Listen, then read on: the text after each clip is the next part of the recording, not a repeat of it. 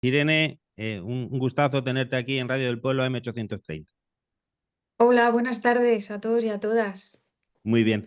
Bueno, yo voy a ceder los bártulos, como quien dice en mi pueblo, ¿no? Aquí a Hugo Castrofao y a Paloma, que se estaba incorporando para que inicien esta charla, coloquio con la ciudadanía extremeña en el exterior y para contestar a muchísimas preguntas que nos han planteado dentro de la emisora y nos han llegado a los distintos correos. Así que, sin más, os cedo los bártulos tanto a Irene como Hugo Castrofao. Y bueno, ya te presentas tú, Irene, que yo creo que la audiencia tiene que saber quién eres realmente. Un abrazo grande. Gracias, Francisco. Bueno, Irene, un gusto tenerte aquí con nosotros en Cenizas de Babilonia, el programa de la diáspora española en América Latina, Europa y varios puntos más del mundo. Eh, Quería arrancar, me encantaría luego que tú te presentes, pero quería arrancar con una pregunta que para nosotros es muy importante. A ver, gran parte de nosotros, nosotras y nosotres, somos o nietos o bisnietos del exilio español.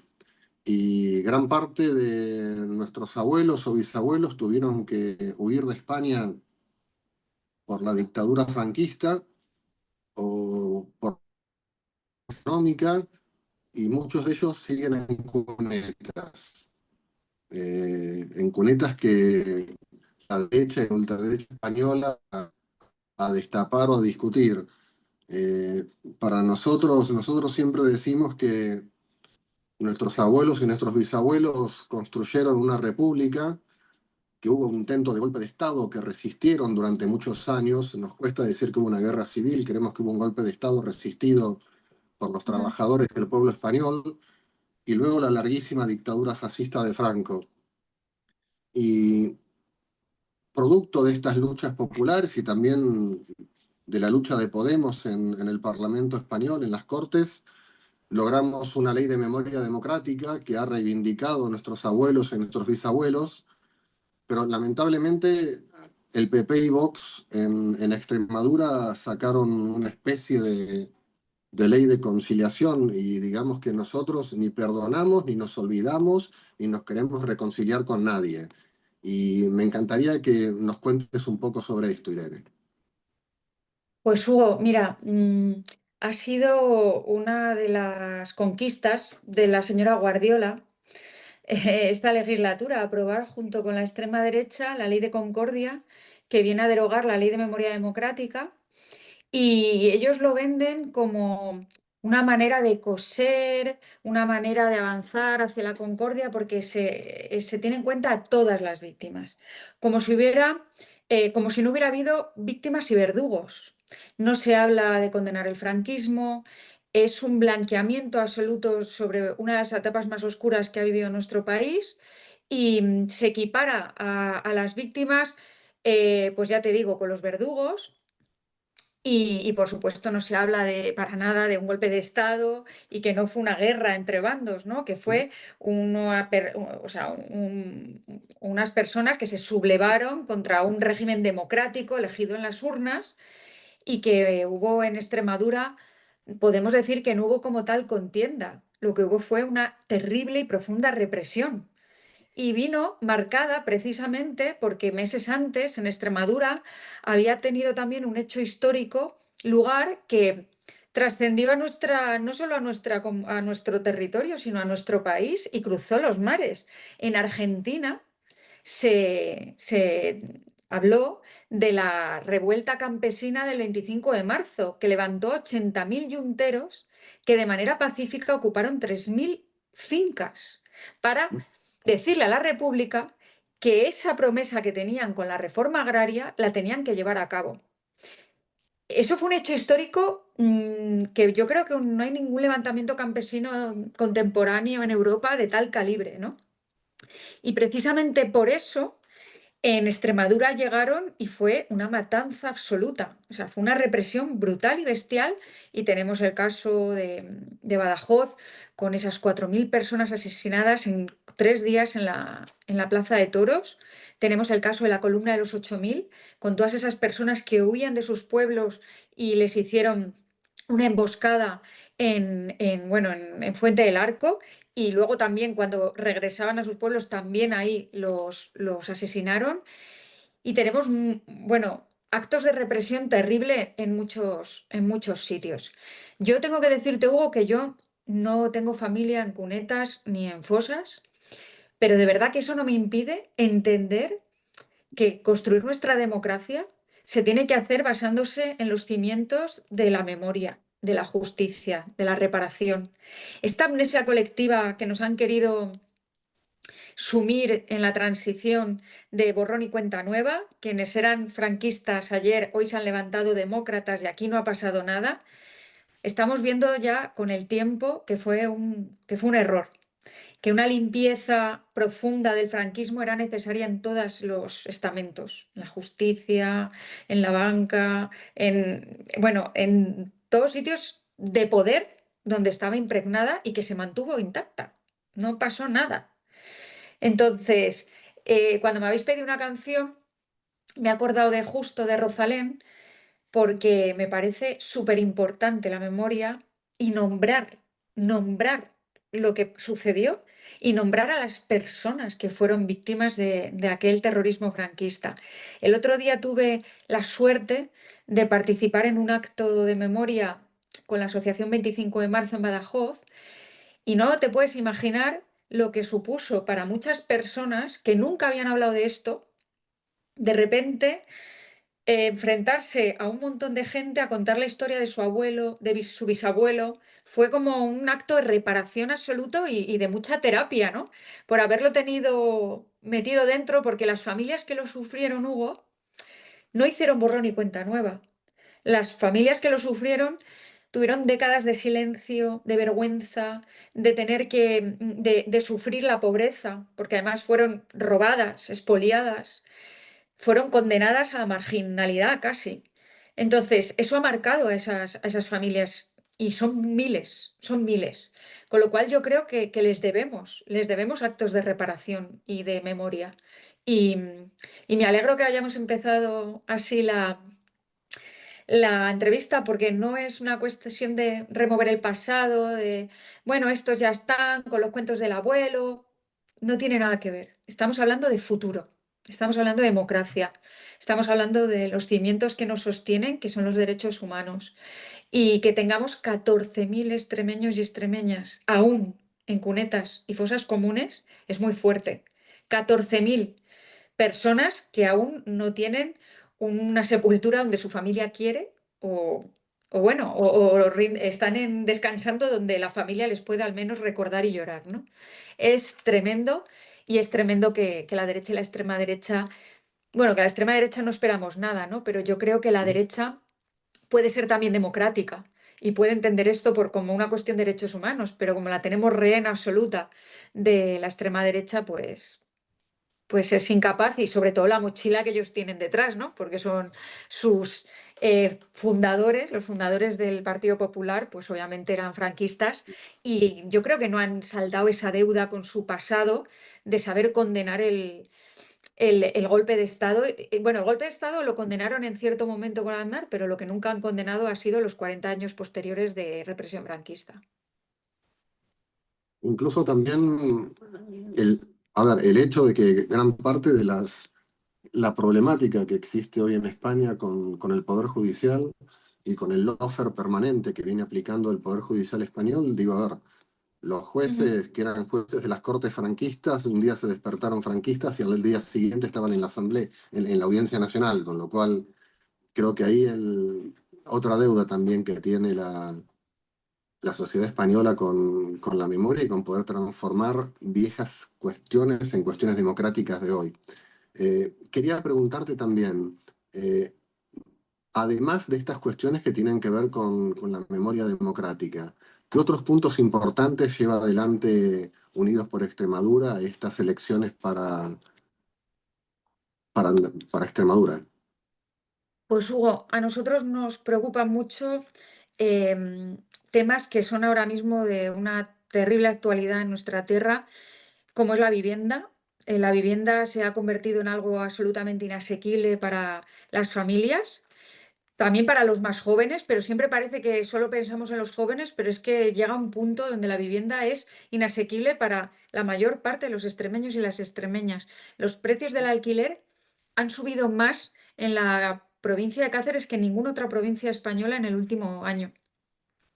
Y estamos teniendo pues una proliferación de apartamentos turísticos en grandes ciudades que está expulsando a la gente de los centros urbanos, la está condenando a los barrios periféricos e incluso a vivir ya en pueblos dormitorio como sucede en Madrid. Y esto en Extremadura es bastante insólito, ¿no? Sobre todo porque somos de las regiones con mayor tasa de vivienda vacía del país. Entonces, no, hay dos cosas que no cuadran, o sea, no podemos tener viviendas vacías y a la vez gente sin vivienda. Esto quiere decir que algo se está haciendo mal. Y las políticas que se han llevado a cabo hasta ahora, tanto por parte del Partido Popular como por parte del PSOE, no han venido a solucionar el problema, al revés, han venido a añadir, como podemos decir, leña al fuego de la especulación. Si no atajamos la especulación de la vivienda, no estamos haciendo nada. No podemos plantear que hay que dar inversiones, o sea, incentivos fiscales, ayudas a la compra de la vivienda, avales, porque al final todo eso siempre beneficia a los que pueden comprarse una vivienda, a los que ya tienen el dinero para comprarse una vivienda. Pero aquellos que ni siquiera se plantean poder comprarse una vivienda están totalmente desamparados, ¿no? Entonces, la vivienda es uno de nuestros caballos de batalla y nuestras propuestas van en el sentido total de acabar con la especulación e intervenir el mercado, a regular los alquileres turísticos y, y recuperar vivienda vacía y rehabilitarla, sobre todo en las zonas rurales, que estamos viendo cómo hay profesionales que quieren vivir en el medio rural y no pueden, aun teniendo una plaza, porque no hay vivienda.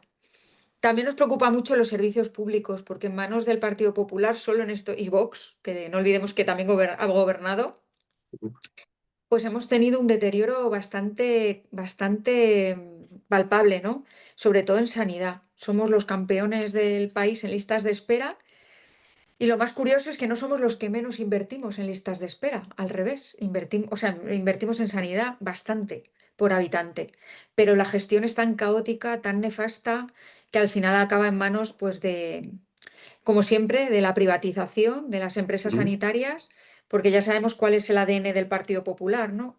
Que lo utilizan lo público para enriquecer a los intereses privados. Nos Una gran preocupa, fábrica de chiringuitos. sí, sí, de chiringuitos, de redes clientelares también, de, bueno, toda esa red de empresarios, de empresas que consiguen licitaciones públicas y lo hacen también a un precio mucho menor del que supuestamente se tiene que dar el concurso. Lo hemos visto con los cribados de cáncer actualmente, que nos hemos enterado que es la misma empresa que ha hecho los de Andalucía, y no sé si estáis al corriente, pero en Andalucía hay ahora mismo, como diríais vosotros, creo un quilombo montado Ujú. tremendo, porque ha habido miles de mujeres a las que no se les ha dado su diagnóstico de cribado de cáncer a tiempo, y muchas de ellas tenían un diagnóstico positivo y algunas hasta han fallecido. Pues esa empresa es la misma que hace los cribados en Extremadura y lo hace con una licitación de 1 millón de euros menos que lo que estipulaba el Servicio Extremeño de Salud que se tenía que hacer. Hombre, si tú ahorras 1 millón de euros, ¿en qué lo estás ahorrando? Yo quiero saberlo, sinceramente. Quiero que me den explicaciones, ¿no? Casualmente, cuando entró la señora Guardiola a gobernar, entró esta empresa. Como entró en Andalucía, como entró en Castilla y León, en Murcia, en las comunidades donde gobierna la derecha. Bueno, ya sabemos cómo funcionan, ¿no? Pero que lo hagan con algo Ujú. que es tan sensible como los cribados de cáncer, pues demuestra también la sociopatía que tienen algunos, ¿no? Que les da igual todo. Irene, Nos si pro- fuéramos gobierno, ¿qué haríamos con esto? con esto de la sanidad, con la sanidad Sí, extremeña. sí. Bueno, para empezar, no dejaríamos que los médicos trabajaran para la privada y para la pública. O los jefes de servicio, que son los que tienen que organizar los servicios. Ahora en Extremadura se les permite trabajar para la privada. Es como poner a un directivo de Coca-Cola a trabajar para la Pepsi por las tardes, básicamente. trabajar para el enemigo, porque sabemos que la privada se nutre del deterioro de la pública. Entonces, eso es inviable. Tenemos que hacer un blindaje de nuestra sanidad pública y tenemos que cuidar, obviamente, a los médicos, enfermeras, técnicos sanitarios, técnicos de laboratorio, que ahora mismo están en huelga. Tenemos que cuidarles porque al final lo que estamos viendo es que se van a otras comunidades autónomas porque tienen mejores condiciones laborales. Hoy mismo está en el barrio de Cerro Gordo de Badajoz y no tienen urgencias por la tarde. Y es un barrio de gente joven, con niños, y tú imagínate, un niño con una alergia, con un shock anafiláctico, que no tenga Ujú. un médico en su barrio cuando son 6.000 personas. No, la excusa no es no hay médicos, no puede ser esa la excusa. Y bueno, creo que el dinero hay que gestionarlo mejor. No, no puede ser, han dimitido un montón de directivos del Servicio Extremeño de Salud y eso yo creo que es un signo de que las cosas no se están haciendo bien. Y para que te hagas una idea, Hugo, en Extremadura, si te tienes que operar de una urgencia quirúrgica, o sea, algo prioritario, tardas más que si no es una urgencia. ¿Cómo se come esto? Si una persona tiene un cáncer, tiene que ser operado, en el área sanitaria de Cáceres la media son 221 días, cuando la ley estipula que tienen que ser 30. Pues algo se está haciendo muy mal, algo se está haciendo muy Ujú. mal. Luego, Eh, me preguntabas por más temas. Aparte de vivienda sí. y sanidad, pues nos preocupa en general los servicios públicos, nuestros mayores. Somos una tierra con una tasa de envejecimiento muy grande y tenemos nuestras residencias en estado a veces muy calamitoso, muy lamentable y sobre todo las condiciones laborales de las mujeres que cuidan, digo mujeres porque el 90 y pico por ciento son mujeres, ¿no? Si no atendemos a mejorar las condiciones laborales de aquellas que sostienen la vida, pues entonces no estaremos entendiendo que realmente la vida hay que ponerla en el centro de todas las Ujú. políticas, ¿no? Irene, te Es hago dos otra. preguntas que me Dime. llegan también de la diáspora. Por un lado, lo que ocurrió y cómo se modifican las cuestiones con los temas de incendios, y por otro lado, qué políticas públicas propone Unidos por Extremadura para la temática de distribuir, vender y producir energía.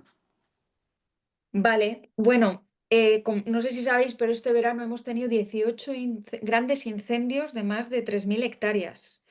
Han ardido 45.000 hectáreas en Extremadura. Y lo han hecho por causas, a ver, obviamente el mayor culpable es quien prende, ¿no? Esa ¿Mm? persona que tiene intereses económicos, que prende, porque son la mayoría. No vamos a decir que son pirómanos, que eso es una enfermedad, pero la mayoría hay detrás intereses económicos, pero también hemos tenido rayos que han causado enormes incendios.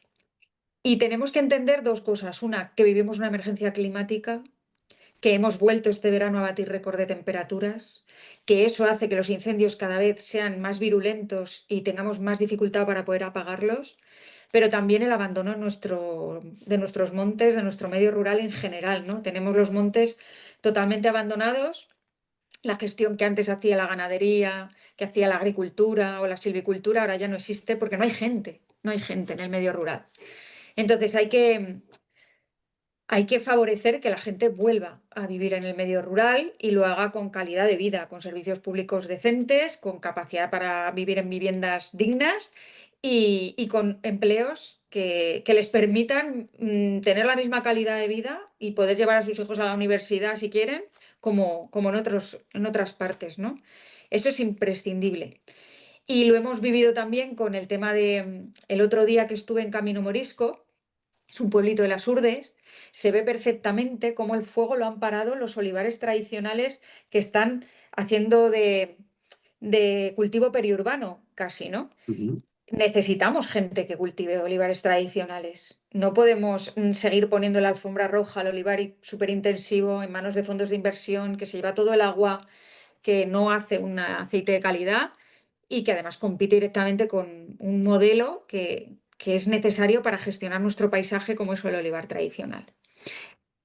Nosotras, nuestra línea de acción es obviamente la prevención, pero la prevención basada también en crear ese paisaje mosaico donde el ser humano actúe con la agricultura, con la ganadería, con la silvicultura y donde tengamos a los bomberos forestales contratados al 100% todo el año, lo hagamos en unas condiciones laborales que la gente joven quiera ser bombero forestal, que el problema que tenemos ahora es que las condiciones son tan malas, los sueldos son tan bajos, que la gente no quiere ser bombero y tenemos problemas con eso. Gracias a Podemos, precisamente, se ha aprobado en el Congreso el Estatuto Marco del Bombero Forestal y se va a permitir que los bomberos se puedan jubilar a los 60 años, porque era un poco, vamos, indecente pensar que una persona con 60 años podía estar subiendo mangueras monte arriba para apagar un incendio. Ujú. Entonces, eso va a hacer que necesitemos muchas nuevas incorporaciones, porque a nosotros previsiblemente se nos va a jubilar en los próximos años el 30% de la plantilla. Eso es básico y fundamental para afrontar los incendios también. Sobre lo que me decías de la energía, Ujú. es un temazo, es un temazo. Tal Quienes cual. sois de por aquí, quienes recrecéis de Extremadura, sabéis que Extremadura durante décadas ha sufrido diversos colonialismos energéticos. Empezamos con las hidroeléctricas, con esos grandes pantanos que expulsaron a mucha gente del territorio cuando se les inundaron sus pueblos, ¿no? Y estaban en manos de grandes empresas eléctricas franquistas que ahora son Iberdrola y tienen otros nombres, ¿no? Pero vienen de ahí. Después pasamos a la nuclear, que fue la segunda colonización energética, también en manos de las mismas empresas. Y estamos viviendo ahora una tercera colonización energética con la fotovoltaica, ¿no? Estamos viendo cómo se alicatan de placas fotovoltaicas nuestras tierras fértiles y deja migajas. Nos dejan migajas porque tanto la nuclear, Almaraz, que ahora tenemos esa disyuntiva, esa polémica de si hay que cerrarla o no hay que cerrarla, bueno, nosotros somos firmes defensores que hay que cumplir el calendario de cierre por el riesgo, ¿no?, que supone Almaraz. Pero es que además Almaraz ha sido un fraude tan absoluto para Extremadura, no ha creado ni la 10ª parte del empleo que tenía que haber creado, porque alrededor de Almaraz se tenía que haber creado un polo industrial bestial y toda la energía que ha producido en Almaraz se ha ido a Madrid y todas las industrias se han ido a Madrid y todos los impuestos se han ido a Madrid. Y aquí nos ha dejado pues los empleos directos de la central y los indirectos de la central, pero no hay un polo industrial fuerte, ¿no? Entonces ahora nos vemos con que, claro, cuando se cierra Almaraz, pues la gente que está viviendo Almaraz tiene mucho miedo a su futuro, como es lógico. Nosotras creemos que el Ministerio de Trabajo tendría ya que plantear unas prejubilaciones como las que tienen otras empresas, ¿no? Telefónica mismamente se jubilan con 55 años, el BBVA, la banca, pues ¿por qué no Almaraz, no? Y luego Ujú. también que el desmantelamiento, que se prevé que pueden llegar a ser hasta 10 años, pues que en ese desmantelamiento haya una absorción de todos los trabajadores de Almaraz, que se presupone que aún se necesitan aún más en la fase de desmantelamiento que en la de mantenimiento de la central. Pero ¿qué haríamos nosotros, aparte de cumplir con el calendario de cierre que está pactado con el gobierno y las empresas? Pues lo tenemos muy claro. Una empresa pública de energía que lo que haga es que produzca energía, que la comercialice y lo haga a un precio distinto al que más bajo, por supuesto, competitivo para la ciudadanía extremeña, para la industria que tiene que venir a implantarse en nuestro territorio, toda esa industria electrotensiva que se ha ido a otros sitios. Bueno, Extremadura tiene que recuperar parte del beneficio de haber sido tierra donadora de energía, ¿no? Y yo creo que eso se hace a través de lo público, ¿no? Recuperar los saltos hidráulicos que ahora mismo están en manos de Iberdrola, de muchos de los lugares donde están funcionando para el beneficio directo de la comunidad autónoma. Y las plantas fotovoltaicas, pues yo haría una moratoria absoluta ahora mismo de macroplantas fotovoltaicas, porque lo que necesitamos son muchas más placas en nuestros tejados, más que en nuestros campos, y porque creemos realmente que el paradigma de la energía no puede ser cambiar una energía por otra. Tiene que haber también un paradigma de que la ciudadanía se empodere de esa gestión de la energía Y eso es apostar por otro modelo de comunidades energéticas locales, autoconsumo. Y por desgracia, las mismas dueñas de Almaraz son las que están boicoteando el autoconsumo en Extremadura hasta puntos que yo te puedo decir que llevo 6 meses intentando que mis placas fotovoltaicas, el beneficio pues me lo lleve ya de una vez y no se lo esté llevando Iberdrola, pero no lo logro conseguir porque son obstáculos y obstáculos que hacen que al final la ciudadanía, pues cansada ya, se retire, ¿no?, de la lucha de David contra Goliat en este ámbito. Sabes que te estoy hablando obviamente desde Argentina, donde tenemos un gobierno claramente, te diría más que neoliberal, ¡Guau! neofascista, el de Milei, Sí, sí, turbofascista. y, y lo estamos resistiendo desde los partidos de izquierda, nacionales y populares de Argentina, y también desde el Círculo de Podemos en Argentina, que es donde milito, y tomando la experiencia del Frente Amplio Uruguayo, lo que está ocurriendo en México, lo que está ocurriendo en Colombia, me Mm. encantaría que me puedas contar cómo se gestó la unidad en Extremadura, cómo llevaron adelante el proceso. Pues mira, Hugo, yo entiendo que el contexto de los territorios es muy distinto unos de otros, ¿no? Y a veces también, pues la propia deriva, ¿no?, o el día a día hace que a veces ¿Sí? las formaciones políticas pues no se logren entender. En Extremadura llevamos ya más de 7 años trabajando codo con los compañeros de Izquierda Unida en la Asamblea, pero algo que surgió desde arriba, que fue una coyuntura estatal de nos vamos a unir, acuérdate de ese pacto de los botellines de Pablo Iglesias y Alberto Garzón, nosotros intentamos que fuera bajando hacia abajo y que no fuera una coalición electoral, que no fuera algo coyuntural de cara siempre a las elecciones para poder sumar más votos y tener más representación, sino que fuera una confluencia real. Y para trabajar unas confluencias reales se necesita estar en el día a día, hacer campañas conjuntas, visitar mucho el territorio de manera conjunta. Y yo desde aquí quiero aprovechar para agradecerle al coordinador de Izquierda Unida, a Joaquín Macías, que ya no es coordinador porque lo ha dejado, ¿no?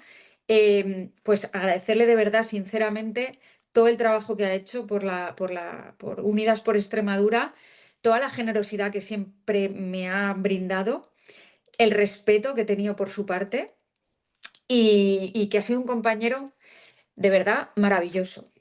No ¿Sí? es fácil encontrarte gente tan generosa.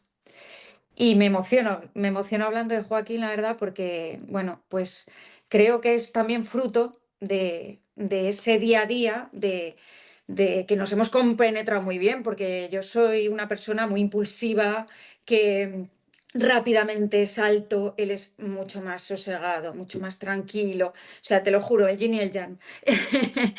Pero él ha sabido entender, como yo también sabía entender, que nosotros teníamos que construir un espacio amplio que trascendiera nuestras organizaciones políticas. Que no, o sea, nosotros ahora tenemos un espacio donde hay gente que no es ni de Podemos ni de Izquierda Unida, que es de Unidas por Extremadura. Y nosotras sabíamos que eso lo teníamos que defender porque era un espacio sólido, solvente y que es muy reconocible por la ciudadanía extremeña. La gente nos reconoce nuestro trabajo bueno, yo creo que somos bastante bien valorados, ¿no?, en lo que hacemos. Luego otra cosa es que no voten, ¿no? Como decía Anguita también, quererme menos y votarme más.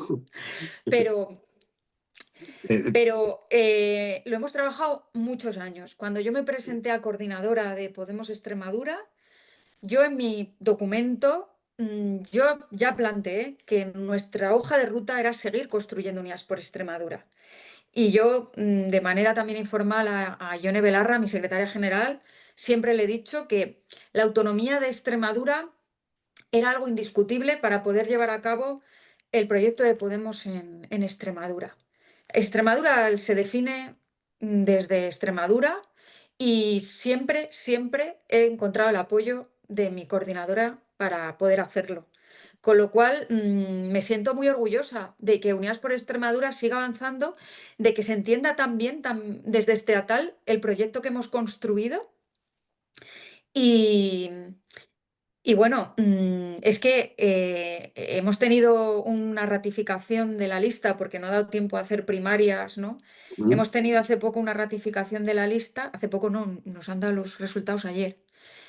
Y el 97% de las personas que han votado han ratificado no solo la lista, sino que Podemos Extremadura confluya en Unidas por Extremadura de nuevo. Para mí eso es un subidón, que la militancia extremeña sea tan generosa, tan responsable, pero sobre todo que confíe tanto en mí y en mi equipo y en el proyecto que tenemos. De verdad, o sea, es que no tengo palabras porque para mí es una fuerza que me dan increíble. Y estoy muy orgullosa de la gente que está en Podemos Extremadura, porque es gente, te lo digo en serio, o sea, valiente, que se parte el pecho en sus pueblos, en sus barrios, gente que no va buscando un puestecillo, no va buscando apuñalar al compañero para poder medrar un poco. Es que tenemos Ujú. un espacio político de verdad súper sano y de gente súper entregada.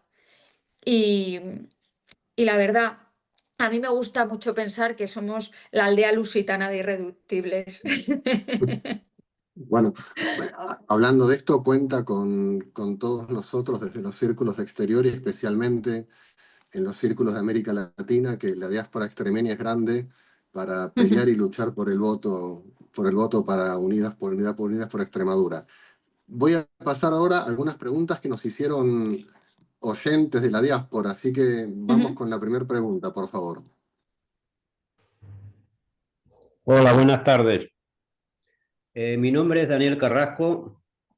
Vivo acá en Argentina, en Buenos Aires, desde 2007 y en 2 años tenía pensado volver para Extremadura, que es de donde yo soy, de la provincia de Cáceres, cerca de Trujillo, y quería hacerle una pregunta a la diputada Irene de Miguel, a ver si la Junta de Extremadura tiene algún tipo de ayuda política laboral o económica, no sé, algo para poder empezar o aún a la hora de poder poner algo por mi cuenta, como autónomo, monotributista, que tengo algún beneficio, ya que me va a costar adaptarme un tiempito. Y bueno, esa era mi pregunta, a ver si podía hacer, eh, no sé, alguna ventaja, no sé, para poder empezar. Desde ya un saludo muy grande y buenas tardes. pues, También le quería preguntar a la diputada Irene de Miguel. mm, Bueno, yo ya también había hablado antes, ¿no? Que llevo acá 17 años, 18 en Buenos Aires, 2007, soy de Extremadura. Si hay algún tipo de ayuda o alguna facilidad para la vivienda, no sé, créditos blandos, en fin, algún piso de la Junta, porque voy a necesitar una vivienda. O sea, dispongo de un dinero, pero a lo mejor no todo, o para ir pagando de a poco. ujú. Pues Daniel, mira, te comento, ha habido unas ayudas hasta hace escasamente, creo que se han cerrado el 25 de octubre, que es de ayudas al retorno, pero con una dotación muy modesta de 110.000 euros para toda la convocatoria y eran, creo que ascendían a 1.500 euros por persona solicitante.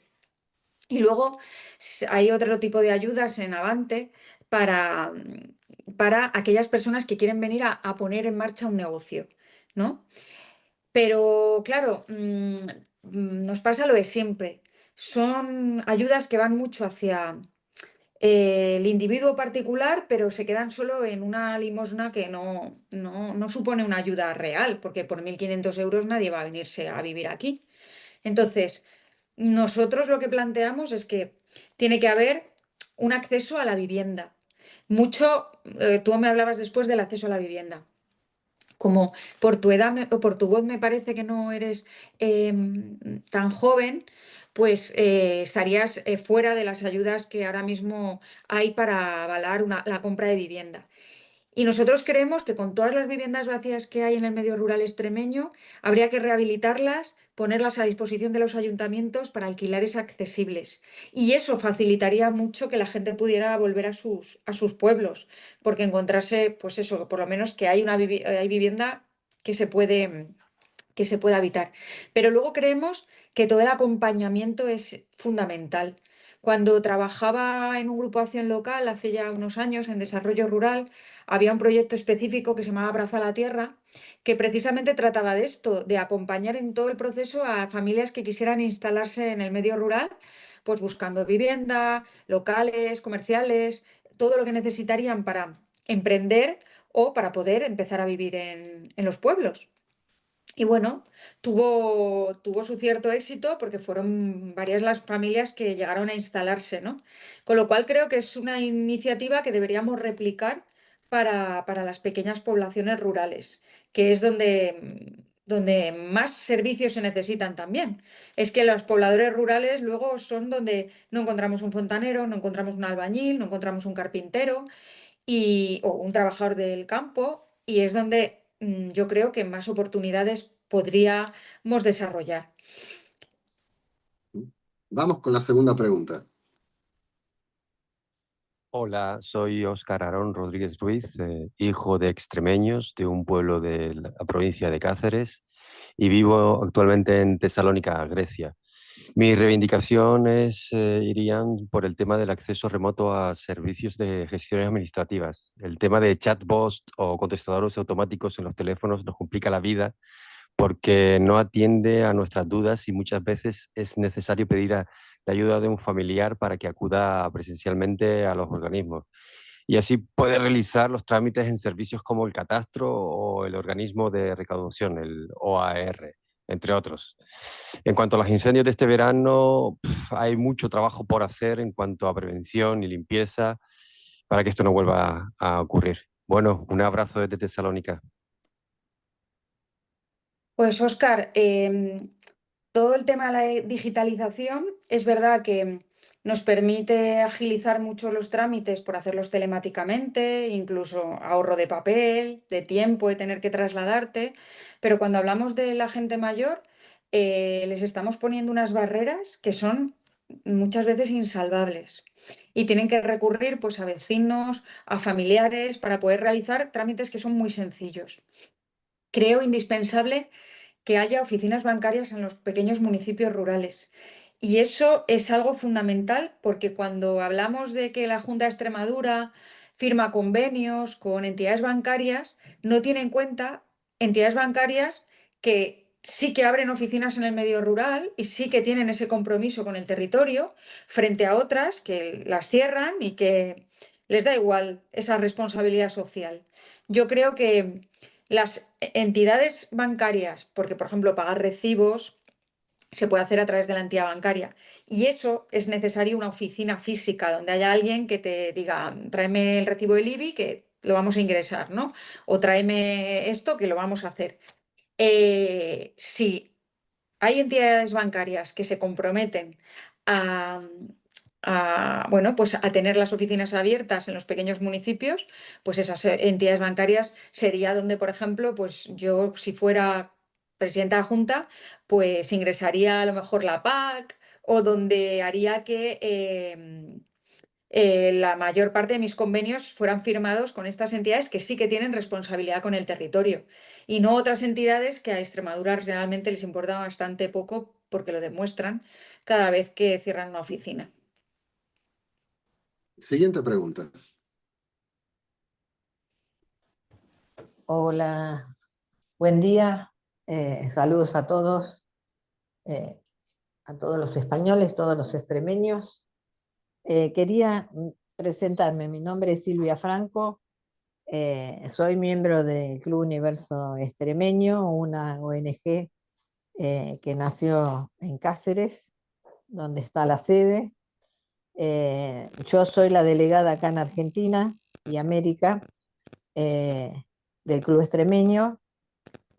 Tenemos interés de conectar a todos los extremeños del mundo, hacer que vuelvan a la tierra de sus antepasados, como es el mío, me encantaría volver a la tierra donde nacieron mis abuelos y, bueno, ir transmitiendo por el mundo la cultura extremeña, nuestra cultura extremeña. Lo que deseo saber es qué se puede hacer, le pregunto a la diputada, para poder reactivar los centros acá en Argentina, que había muchos hace unos años y bueno, es como que se perdió el interés de los descendientes y por ahí se me había ocurrido que era lo que queríamos hacer con el Club Extremeño, tentarlos con un viaje para que conozcan la tierra y bueno, y ahí despertarles el interés. Se puede lograr haciendo convenios, digo, con las cámaras de comercio, tanto de Cáceres como de Badajoz, y ver de qué manera se pueden activar las nacionalidades, porque es un disparate que se inicie el trámite y se tarde 3 años o 4 para sacar la ciudadanía, y después otro año más perdido para poder hacer el pasaporte y demás. Tiene que haber algún método para reactivar eso que sea más ágil y más eficiente. Máxime que hoy en día contamos con mucha tecnología que aliviana todos los trámites que antes eran manuales y acumulabas hojas y expedientes. Bueno, ahora se hace todo más rápido. Pero bueno, ¿de qué manera inclusive el consulado podría implementar estas nuevas tecnologías para reactivar todo? Porque en mi caso yo tendría que haber viajado por un tema de salud de mi hija y hace 1 año y medio que llevo esperando que salga la ciudadanía, cosa que me parece un disparate, pero bueno, veremos qué me contesta usted, señora diputada. Silvia, pues realmente es que mis competencias, las competencias de la comunidad autónoma creo que no trascienden a ese punto, ¿no? De que son cuestiones más estatales, ¿no? Todo el tema de extranjería, todo el tema de consulados y pasaportes y nacionalidades. Pero Extremadura creo que no puede seguir dando la espalda a los extremeños que están en el exterior porque somos la comunidad autónoma con más gente viviendo fuera, descendientes de extremeños, más gente que vive fuera que dentro de Extremadura. Se dice pronto. Somos una tierra emigrante y también hay que sacar ese orgullo de decir que hay extremeños por todo el mundo y ponerlo en valor. Y creo que cuidar a la gente del exterior y hacer que la cultura extremeña que cualquier extremeño pueda ir a la casa del pueblo extremeño en su ciudad, pues creo que es algo precioso para seguir manteniendo esas raíces tan importantes para saber de dónde viene uno, ¿no? Con lo cual creo que habría que dar un apoyo y una coordinación mucho mayor con todos estos lugares que yo creo que no están coordinados adecuadamente con la administración pública. Y como dices tú, o sea, organizar encuentros, organizar viajes sería una, yo creo, valiosa forma también de fomentar el retorno de esa gente que a lo mejor pues desciende de la Sierra de Gata, desciende de Trujillo o de otras partes y que puedan venir a conocer el lugar de sus antepasados e incluso descubrir que es un lugar maravilloso donde vivir también. Así que me has dado ideas para plantear en el grupo que tenemos ahora que estamos elaborando el programa para poder plasmarlas y creo que además son muy importantes y muy útiles. Antes de ir a la próxima pregunta, yo hago un pequeño comentario.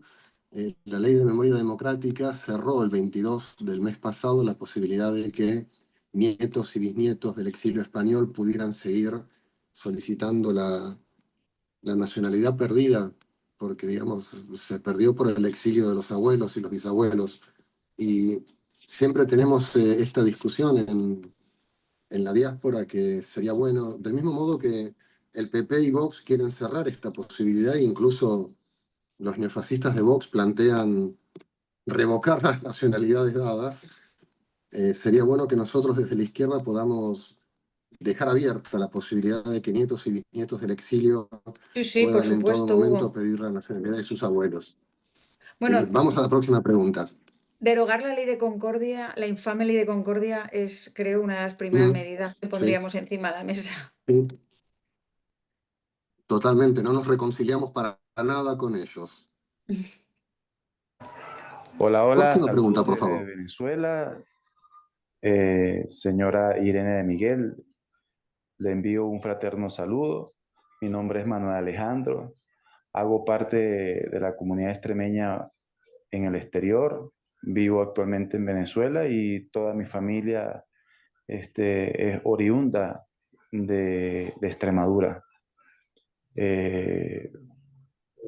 La pregunta que quiero puntualmente realizarle tiene que ver con el aspecto de la salud y tiene que ver con el apoyo, la ayuda y el acompañamiento por parte de las políticas públicas del gobierno extremeño, con referente a todas aquellas personas que estamos fuera de España y estamos pasando por situaciones de salud algo complicadas para operaciones, para asistencia médica, medicamentos, tratamientos, y asistencia médica, pues. Entonces, nos gustaría saber cuáles son los planes en materia de salud y cuál es la política en materia de salud para los ciudadanos y para los que pertenecemos a la comunidad de Extremadura. ¿Cuál sería con lo que podemos contar por parte de su gobierno? Bueno, muchísimas gracias y suerte y adelante, pues. Pues muchas gracias por tu pregunta, pero no me ha quedado claro si eres residente, o sea, eres descendiente de extremeños, pero que tienes la nacionalidad española, entiendo, ¿no? No, te aclaro porque nos han llegado. Él es descendiente de extremeños, son de Badajoz. Su madre salió exiliada en el año 55 por cuestiones Sí. de hambre y demás historias. Esto es una historia de vida. Nos han mandado un audio y todo, pero era grandísimo para ponerlo contando todo. Hemos hecho un corte. Pero es descendiente de extremeño, tiene nacionalidad extremeña. Él y toda su familia son 5 hermanos. Juntamente con su madre, o sea, quiero decir que son de Extremadura y pertenecen al centro extremeño de Caracas. Mm. Pero no tienen nacionalidad o sea, española, Tienen o sí. nacionalidad española, son españoles. Tienen Claro, nacionalidad. pues con nacionalidad española hay un convenio específico de especial prestación de asistencia sanitaria que permite afiliarse a la seguridad social y yo creo que eso se tramita en Extremadura a través del Servicio Extremeño de Salud. No sé si, supongo que eso es conocido por esta persona. Y yo creo que a través del SES, si es una persona con nacionalidad española y está dado de alta a través de ese convenio, no debería de tener problemas de poder acceder a una sanidad o a algún convenio sanitario bilateral que pueda existir con Venezuela. Claro, no sé si específicamente con el país de Venezuela existen esos convenios bilaterales, como para que pueda ser atendido, porque entiendo que quiere ser atendido en Venezuela, no en España si no vive aquí, ¿no? No, Bueno, hasta ahí no llego. claro. Hasta ahí no llego. Yo Francisco, simplemente. tengo que preguntarte, lamentablemente en la radio a veces los tiempos son los tiempos, y tengo que preguntarte con cuánto tiempo más 10 contamos. minutos. 10 minutos tienes todavía. Me encantó. Va la próxima pregunta entonces. Buenas tardes, mi nombre es Inés García Holgado, soy de Buenos Aires. Este es un mensaje para Irene de Miguel, que defiende la memoria, verdad y justicia en una de las zonas más castigadas por el franquismo, que es Extremadura. Mi tío Luis García Holgado fue fusilado por ser administrador de correos de Cáceres en el pueblo de Hervás. Me informaron que se firmó una ley de conciliación con mayoría de Vox. ¿Será posible igualmente aplicar la ley de memoria democrática a pesar de ella? Muchísimas gracias. Inés, pues mira, lo que ha sucedido con otras leyes de este corte fascista ha sido que el Tribunal Superior, el Tribunal Constitucional las ha derogado. Nosotros esperamos que el gobierno eleve esta ley, esta infame ley de Concordia, al Tribunal Constitucional para que también la derogue como ha derogado la de Aragón y no se ponga en marcha. Pero es verdad que como tenemos el marco estatal de la Ley de Memoria Democrática, pues podemos seguir haciendo muchas cosas aún por ahora que nos ampara esta ley. Te pongo un ejemplo, ¿no? Antes, con la ley extremeña, con que hubiera un familiar que quisiera exhumar los restos de su antepasado, tenía que hacerse. Ahora es al revés. Con que haya un familiar de tercer grado que no quiera exhumar, la exhumación se paraliza. En el fondo, la derecha y la extrema derecha no quieren hacer reparación y justicia con las víctimas. En el fondo, lo que quieren es poner más obstáculos para que esto no pueda desarrollarse como hasta ahora. Y es verdad que hemos tenido durante mucho tiempo la ley de memoria democrática escondida en un cajón. El Partido Socialista no ha hecho mucho por la ley de memoria democrática en Extremadura. Por desgracia, ha sido bastante triste ver que han sido ellos quienes han destruido parte del patrimonio memorialista de Extremadura. Para deciros que el señor Ibarra derribó la Plaza de Toros. En su lugar construyó un palacio de congresos que tiene una placa diminuta, donde además dice que las personas que murieron en la guerra civil, bueno, no murieron porque se les cayera una maceta, ¿no? O sea, encima, fueron asesinadas. Las palabras son muy importantes cuando estamos hablando de hacer una reparación y una justicia, ¿no? Entonces, nosotros nos comprometemos a recuperar la ley de memoria democrática y sobre todo nos comprometemos a ponerla en marcha. Y hay un tema que a mí me preocupa mucho y que no se ha trabajado nada y es el tema de los bebés robados. Y hay miles de bebés robados en Extremadura. En Argentina, vamos, o sea, nos lleváis océanos de distancia en este tema, la sensibilidad de la gente con el tema, pero aquí nunca se ha hablado de ello y hay muchísimos casos de madres que saben que en la época franquista les robaron a su bebé en el paritorio y bueno, creo que hay que trabajar ese tema porque hay que hacer justicia con esas madres y con esos bebés. Y también por el derecho a la identidad, ¿no? Recién cuando hablabas, Irene, también pensaba que otra de las razones por las cuales la derecha no quiere que se investigue las fosas no sea cosa que aparezca un niño de 11 años con un tiro en la cabeza. Bueno, ya ha aparecido en Biznar, ha aparecido un niño. Tal cual. Tenemos claro que hay infancias que han sido totalmente, bueno, asesinadas durante el franquismo y seguramente que tengas razón, que vayan por ahí. Bueno, hemos tenido un caso en Extremadura hace poco, en la mina La Paloma, que ha sido muy emocionante. Yo os tengo que decir que recibí un WhatsApp de una persona y solo me ponía, han aparecido. Y solo con ese WhatsApp Mira, te puedes imaginar la alegría, porque tenían 300 toneladas de tierra encima. Y era una mina donde se han excavado casi 20 metros y han aparecido hace una semana antes de que se derogara la ley de memoria democrática. Más de 20, se estima, ¿no?, que más de 20 personas pueden estar ahí enterradas en la mina. Y bueno, pues estamos viendo ahora poco a poco con todos los trabajos que se están haciendo de exhumación. Hay varios grupos por toda Extremadura y algo que se debería haber hecho, que esto es muy importante. Llevamos décadas de retraso. Nos queda ya muy poca gente con ADN válido para poder cotejar los restos. Y es terrible, ¿no? Pensar que se muere gente que son nietos y que ya se pierde ese hilo para poder hacer justicia con unos restos que no se va a saber a quién pertenecían. Irene, nos quedan 3 minutos y Francisco, tengo Sí. tiempo para una pregunta. Una cortita que les quería comentar. Hay algunos mensajitos aquí también que se lo quería decir, pero bueno, adelante. Muy rápido. Irene, si fuéramos gobierno, ¿qué cambiaría en Extremadura? Pues para empezar, no estaríamos arrodillados ante las grandes eléctricas como se está ahora y se ha estado toda la vida, porque esta tierra es una tierra de sacrificio, donde aquí se ha venido a expoliar nuestros recursos a cambio de migajas y creo que va siendo hora de que haya gobiernos valientes que no se achanten contra estos poderes que son los que dirigen al final nuestro país también. Y yo creo que hay que seguir reivindicando nuestros servicios públicos y el tren, que se nos está olvidando.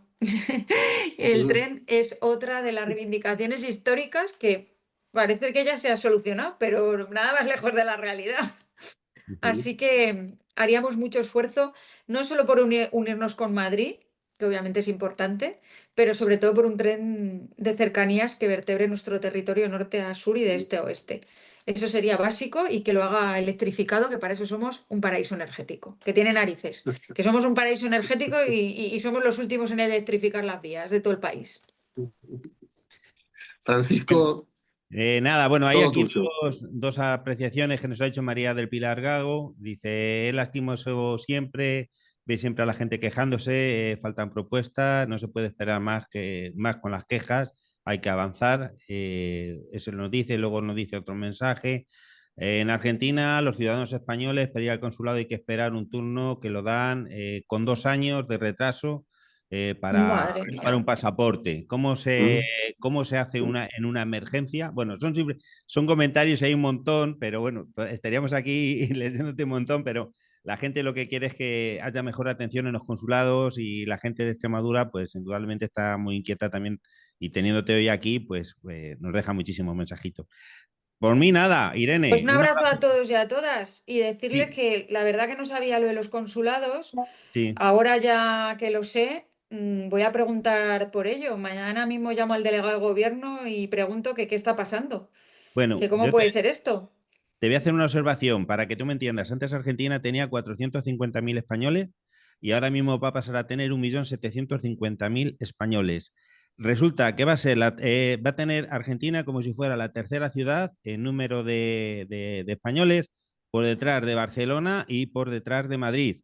Tú imagínate la cantidad de registros civiles, de comisarías y demás que hay en Madrid o en Barcelona, y aquí tenemos 5 consulados y 125 empleados. O sea, te puedes hacer una idea el caos que tenemos. Se ha hecho la ley de memoria democrática para dar las nacionalidades, pero no se ha pensado que hay que atender ahora a 1.700.000 personas. Entre ellas hay cerca de 98.000 extremeños. Concretamente, te estoy hablando en la provincia de Buenos Aires o el consulado que depende de la provincia de Buenos Aires, sin contar luego todo lo que está en el resto de Argentina. Simplemente para que se lo Pues, digas al delegado. pues lo agradezco muchísimo, de verdad, porque esta realidad la desconocía. Sí. Y lo agradezco muchísimo que me lo hayáis contado. Así que hay que ponerse manos a la obra. Nos vamos a ir con una canción que nos has pedido, es Sanguijuelas del Guadiana, para despedir esta enorme entrevista. Y muchas gracias por haber estado, toda la suerte del mundo. Te deseamos desde esta emisora, que tenemos muchísimo aprecio, y desde los oyentes también. Muchísimas gracias por haber estado con nosotros, Irene. Muchas Y Unidas por gracias. Extremadura, que tenga voz y que tenga la potestad de cambiar las cosas para el pueblo extremeño, del cual nos sentimos muy hermanados. Y desde el Muchísimas Círculo de gracias. Podemos en Argentina, listos para la campaña electoral. Muchas gracias. A por Un abrazo. todas.